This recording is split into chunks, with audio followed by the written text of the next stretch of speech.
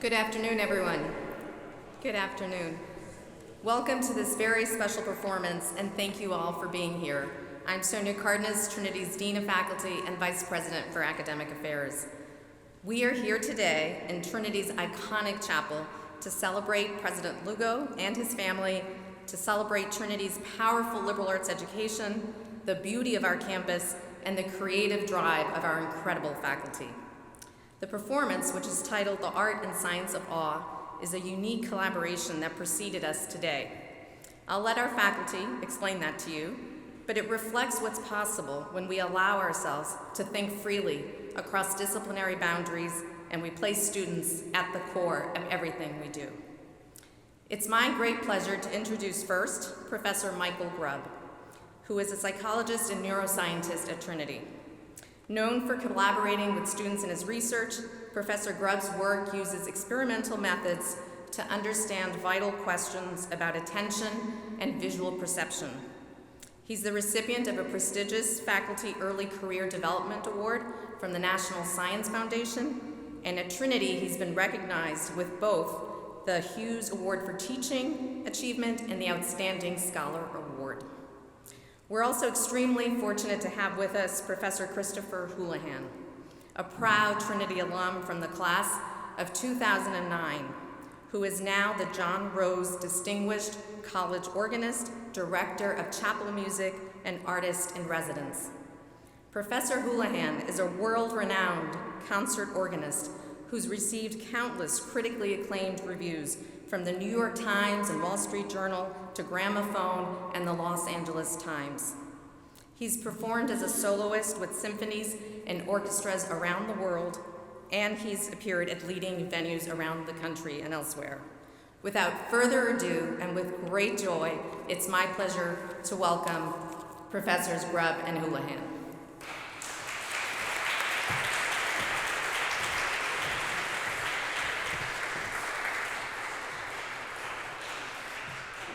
All right, thank you, Sonia, for that generous introduction, and a warm welcome to today's musical performance in celebration of the inauguration of Daniel G. Lugo as the 23rd president of Trinity College.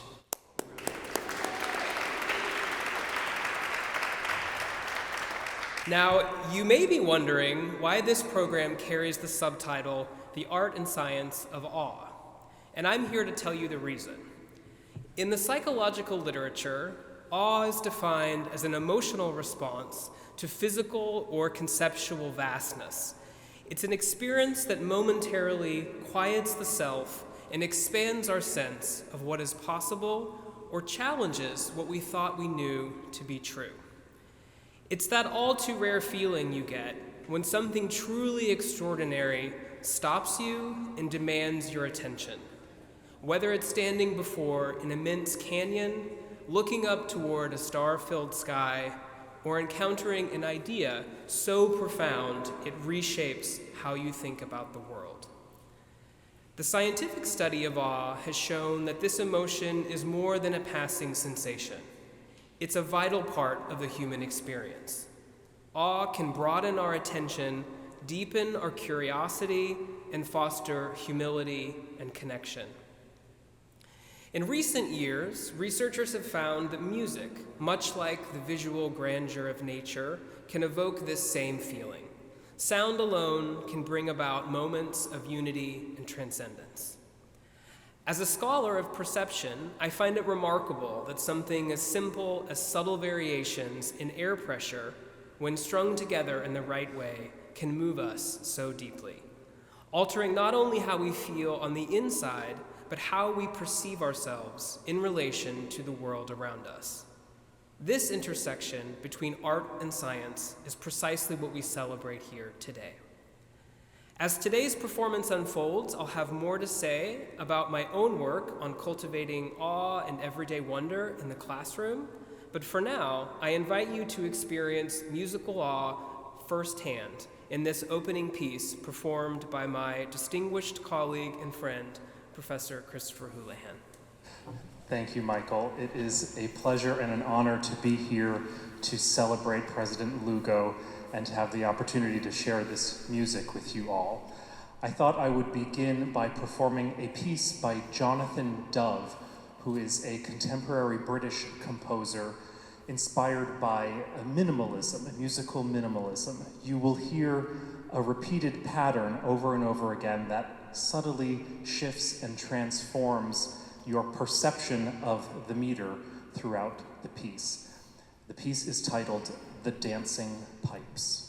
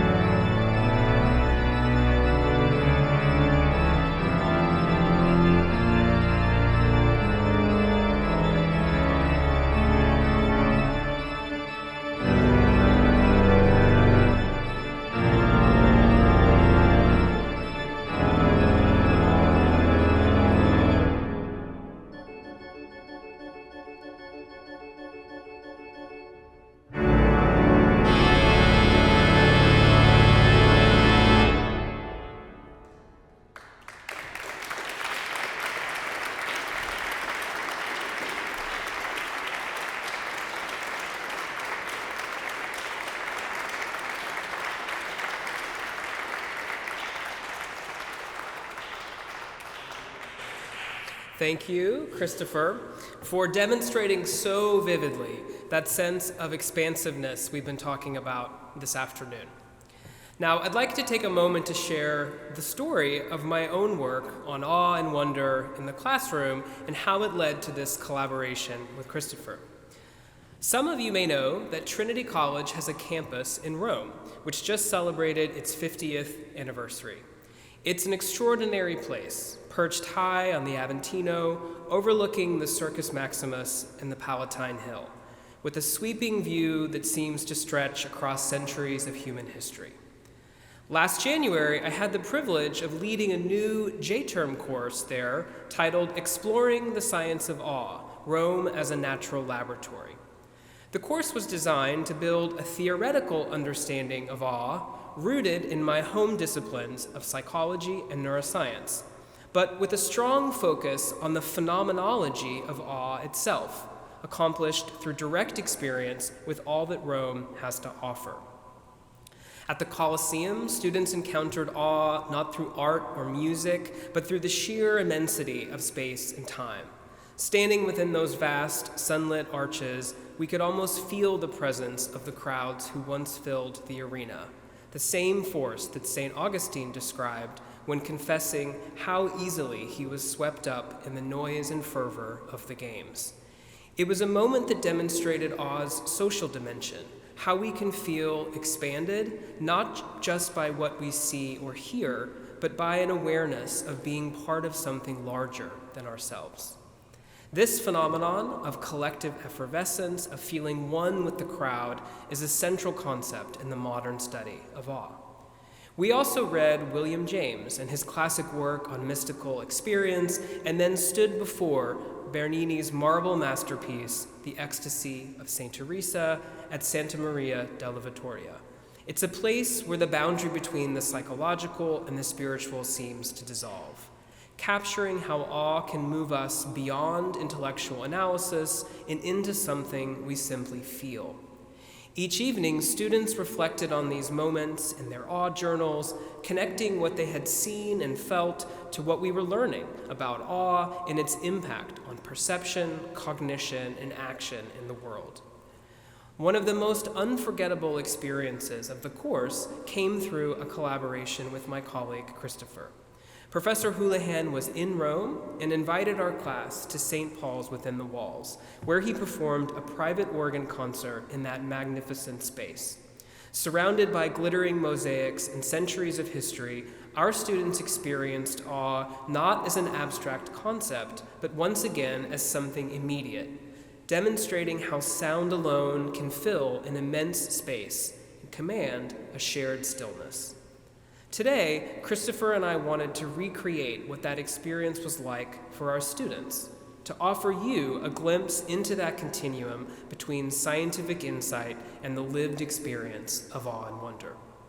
And with that, I'll turn things over to Christopher, who will introduce the organ as an awe-inspiring instrument and share more about this remarkable chapel and its history. It really was a pleasure to be with Professor Grubb's class in Rome and to have the chance to work with some of our Trinity students. And I spoke with them a little bit about the history of the pipe organ, which is centuries and centuries old. In fact, its origins are in an instrument called the hydraulis, which originated in Alexandria in the 3rd century BC, and which had a role in ancient Greek and Roman culture. It was a rather crude but sophisticated musical instrument that used water and air pressure to force air through pipes and created sounds. And to make a millennia-long story short, by really the 15th and 16th century, the organ had evolved largely into the instrument we know today. But that is long before the Industrial Revolution and electricity, for example.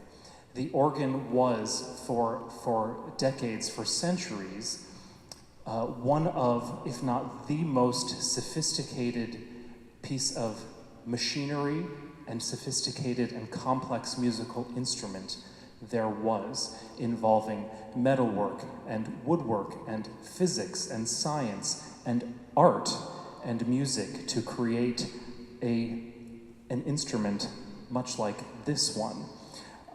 It was also probably the loudest thing that most people ever heard.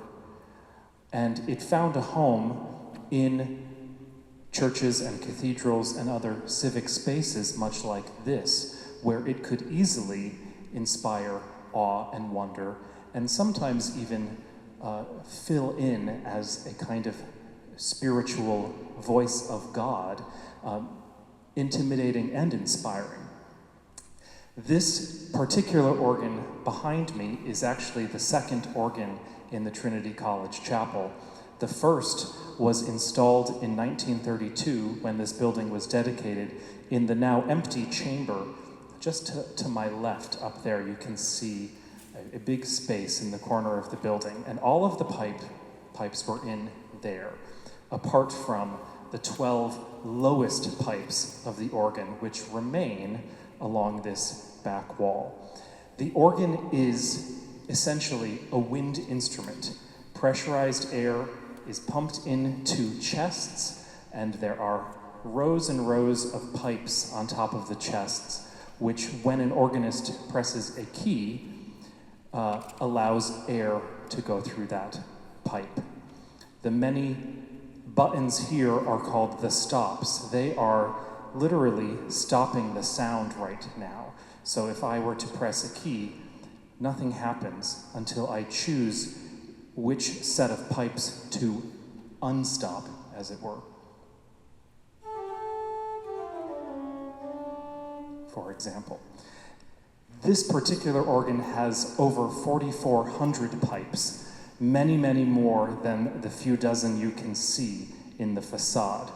The smallest are really smaller than pencils, and they are the highest pitch sounds. And the biggest pipe is 32 feet tall and along the back wall of the chapel here. These pipes you feel more than you hear the pitch of. And there's everything in between.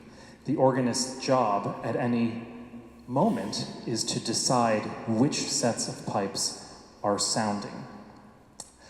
I'm going to play a piece by Johann Sebastian Bach, who was perhaps the greatest composer that ever lived and was well known in his lifetime as the organ virtuoso of his day. Long before Bach was a famous composer, he was a famous organist.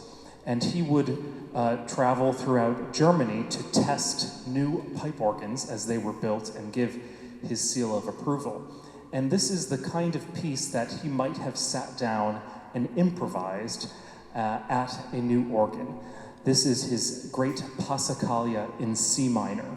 A Passacaglia is a kind of piece with a ostinato melody, usually in the bass line. It is a melody played by the feet of the organ, at least at first, and it repeats over and over again. And what I find so inspiring and awesome about this piece is that Bach has crafted an amazing arc of variations, never tiring of this repetitive tune, always finding something different to do with it. And then finally, the last variation is an incredible fugue in which he combines that theme with two others in an incredible, almost mathematical arrangement of melodic lines and counterpoint. It's also a wonderful way to hear all of the different sounds of a great pipe organ like this.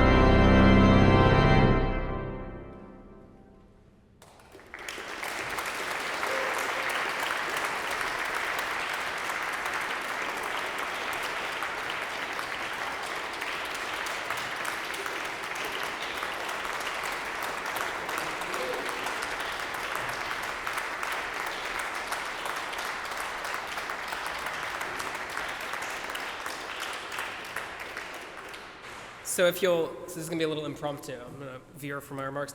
I think it was really nice I had forgotten how nice it is to see you deliver the sort of mechanics of the organ and to really situate its size and its scale. And for me, this is a great example of we learn something about the organ and how it works. And then the next time you play, I am reminded of how complex and how complicated it must be to control this, something that I didn't have in the first piece. Where this was one of the really great things about the time that we had in the chapel was this back and forth with the students. And we would learn, Christopher would talk, we would play, and there's another sort of wonderful memory from that, which he'll invite you to do for the next piece, and I'll let him do that. Thank you for another extraordinary performance. It was wonderful. Okay, so in moments like these, we are reminded of what's possible at a liberal arts college like Trinity. It's a place where a vision scientist and an organ scholar come together to explore the art and science of awe. This spirit of interdisciplinary curiosity, of crossing boundaries between fields and between ways of knowing, is at the heart of what a liberal arts education makes possible. It's an education that not only teaches us to analyze and measure, but also to wonder, to recognize that knowledge is not only about building and testing theories, but about expanding our sense of what it means to be fully alive in the world. This collaboration was made possible because Trinity is a place that affords its faculty a tremendous amount of pedagogical freedom, the freedom to experiment, to teach across disciplines, and to imagine new possibilities for learning. Today, you've seen one concrete example of how the arts and sciences can meet to illuminate the deepest questions we ask as human beings. It's that kind of education that prepares students not just for careers, but for lives of analysis and inquiry enriched by reflection and wonder. As we celebrate the inauguration of a new president, I can think of no better moment to affirm that vision. President Lugo, may your leadership inspire this community to pursue knowledge with both rigor and imagination, and to keep alive the spirit of awe and wonder that defines Trinity at its best. We have one final musical performance, which Christopher will introduce. So I wanted to say thank you for being here today, and I look forward to seeing you all at the afternoon symposium at Cine Studio, Bridging Knowledge and Practice. So the last piece I'm going to offer is from a French organist and composer, Charles-Marie Widor, who was for many years, many decades, the organist at the Church of Saint-Sulpice in Paris, which is of course a magnificent building, but an incredible historic pipe organ. And this is one of the pieces I played with the students in Rome. It is from his 6th symphony for the organ. Organs in the 19th century France were being built that were larger and more colorful and symphonic and orchestral in their scale. And composers responded with full-fledged symphonies for one instrument, the pipe organ. Usually a symphony is a kind of piece that takes an orchestra to play. One of the things that makes the organ so incredible is that one performer can generate so many different sounds and layers and textures of colors. This is from his 6th symphony in G minor. It's the first movement. And I would invite you, as we did the students in Rome, to, if you're willing, to try something different, to find a different place in the chapel to hear the organ from for this piece. Even if you want to wander while I'm performing this piece, that would be perfectly fine. If you want to even lie on the floor or come up closer to the organ, that would be fine. I think what you'll notice is that you experience the sounds and vibrations of the organ quite differently depending on where in the building you're seated, or not seated, as it may be. The room is a part of the musical instrument when we're talking about the pipe organ. It is the sounding board for the organ. My favorite place to hear the organ from is actually at the opposite end of the chapel, in the chancel, either near the altar or in the pews along the wall, because the sound bounces off of that back wall. But you might find your own favorite space to hear the organ from. Again, feel free to be a little silly about it. This is just fine. We can be casual. I'm going to start playing. Don't worry, I'll be louder than you, so just go ahead and wander. Here we go, Widor's Allegro from his 6th Symphony.